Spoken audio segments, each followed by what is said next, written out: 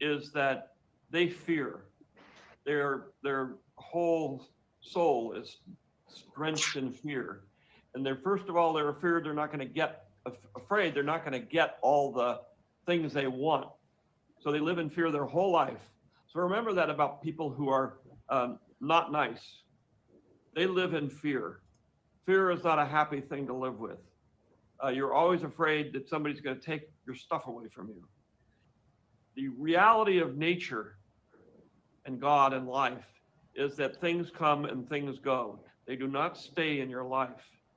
And you have to learn to accept the fact that it is a continuum that you're just a part of, and the things will be there and then they won't be there. So enjoy them and love them while they're there, and then be happy that they've gone someplace else.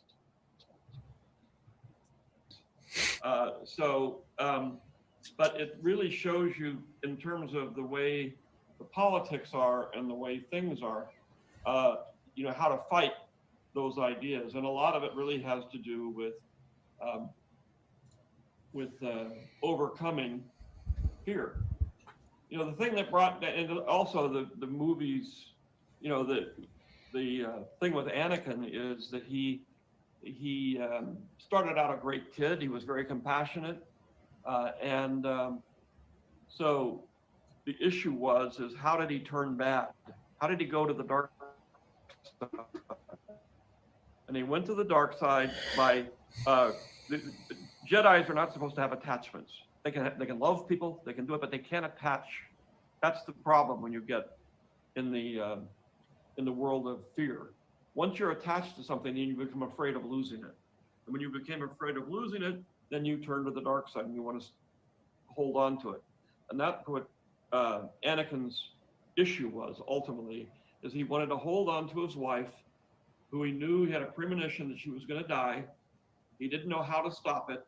So he went to the dark side to find, in mythology and everything, they go to Hades and you talk to the devil and the devil says, this is what you do. And basically you sell your soul to the devil. When you do that, then you're afraid and you're on the dark side and you fall off the golden path of compassion because you are greedy. You want to hold on to something that you love, and he didn't do it. And as a result, he turned bad. So the thing about that is, George, you're saying with the movies, there's the time, it's not of the time, but the lessons are timeless, right? Yeah, they're timeless. They've been around for thousands of years. They're based on ancient mythology. Mythology was designed ultimately to give a society the tools they need to be a society, which means they have to have a common belief system. They have to believe in the same gods. They have to believe who their leaders are. They have to believe what their history is. They have to believe who their heroes are. Those are the things that combine to make a society. If you don't have those things, then you don't have a society. The interesting thing that we're going through now is the United States was a conglomerate of a lot of different ideas and things, and it was the first beginning of globalization where we began to respect other people, look differently, who think differently, who have different gods. But at the end, you have to have that cohesion. And we were beginning to get it for the whole world. We now split apart, but I think we'll get there someday. But that is the most important thing, is that you respect other people, you respect what they're doing, and you realize that we're part of a symbiotic relationship, meaning that we all help each other. That's the ecology of what we're in. If you take some of the gears out of the watch, it won't work anymore. And taking some of the gears out of the world means it won't work anymore. We know that from extinction of animals. We know it from global warming. We know that we have to all be one in order to go forward. A lot of people don't like that idea. They hate it and they're fighting against it. But we have to do that in order to survive on this planet.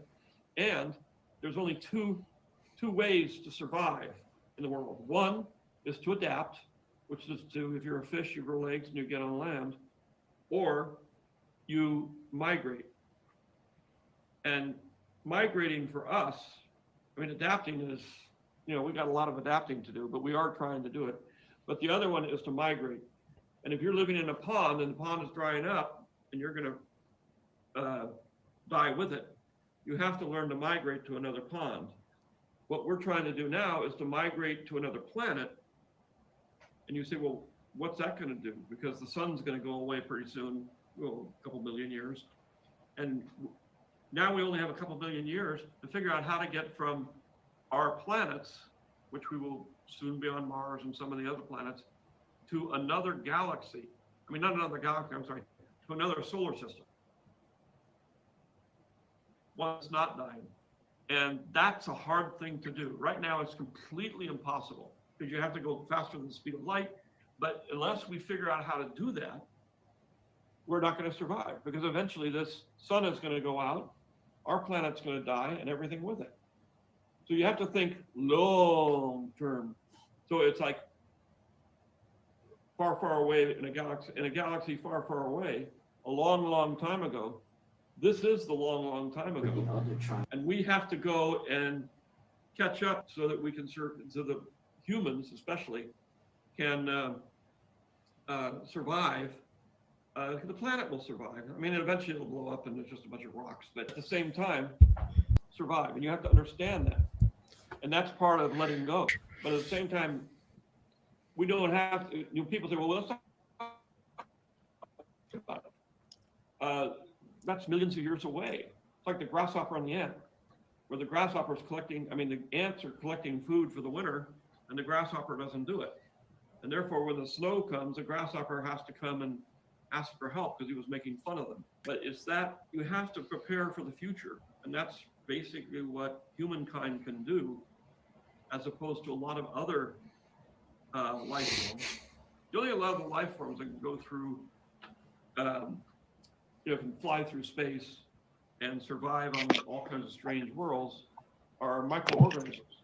And there are trillions of them. They outnumber humans, and even in your body, there's more microorganisms than there are human cells. So you got to say, and that's where the idea of the secret, that's where the idea of the wills come from. The wills are microorganisms, and they help create the energy, which is what mitochondria do, which are in your cells. That's the energy that makes your cells divide, which makes life. And they feed on life. That's what the force is. The force is life. Mm-hmm. So it's an interesting point, because it does go back to when you say the current riots and some of the protests that we've had in this country. You weave that all back together, and it goes back to this point of the need to get along. And getting along becomes very, very important. So people are fighting for rights.